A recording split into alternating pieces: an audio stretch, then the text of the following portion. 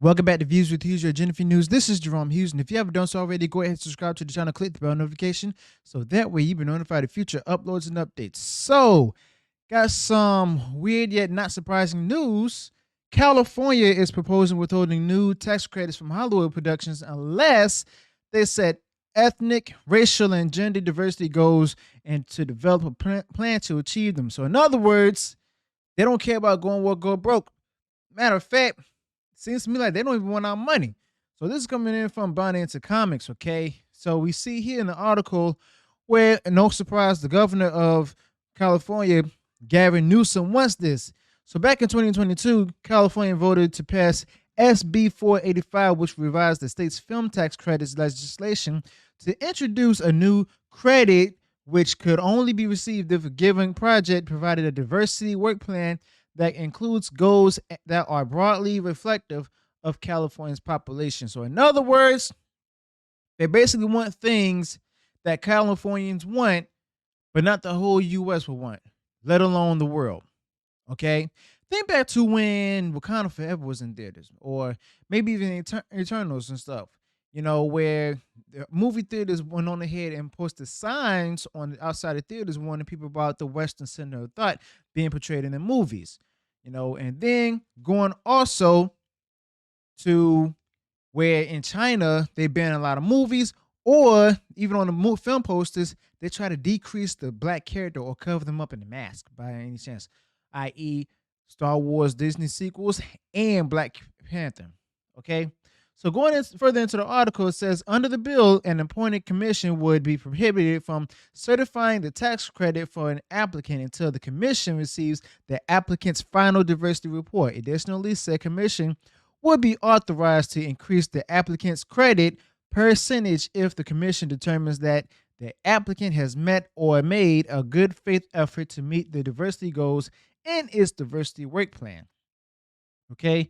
So, it says here that as per the state's 2023-2024 film tax credit budget proposal submitted by the governor's office on February 28th, whereas a previous budget package included a blanket allocation of $150 million in film tax credits for productions that are filmed at new or renovated sound stages.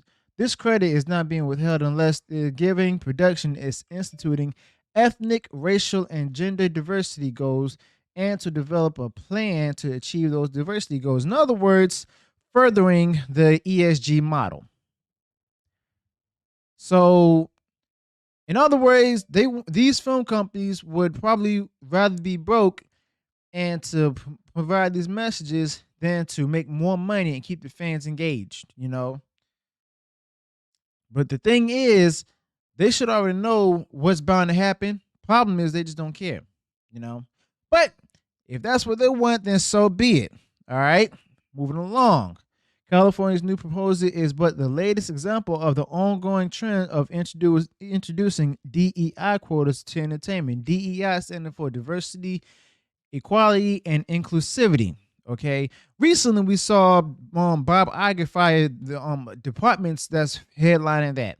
Okay. So people love diversity only when it's done naturally.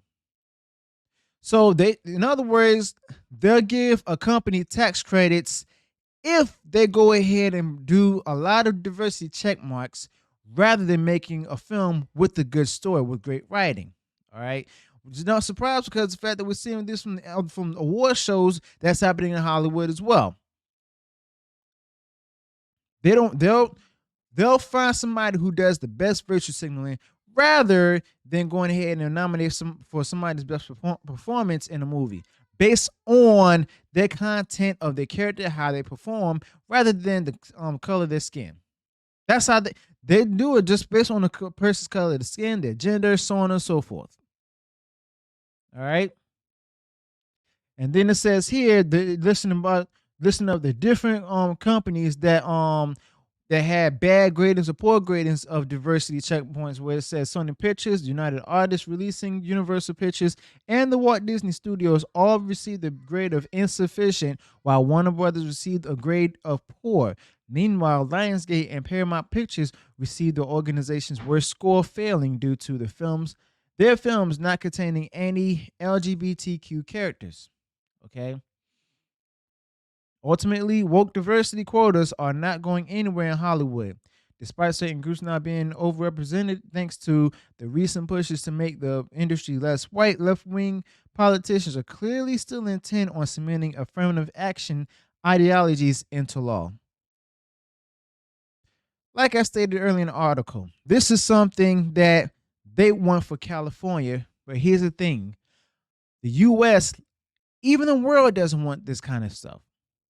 You know, yes, it's good to have diversity and inclusivity, but it's bad to force it on those who can recognize it's not natural.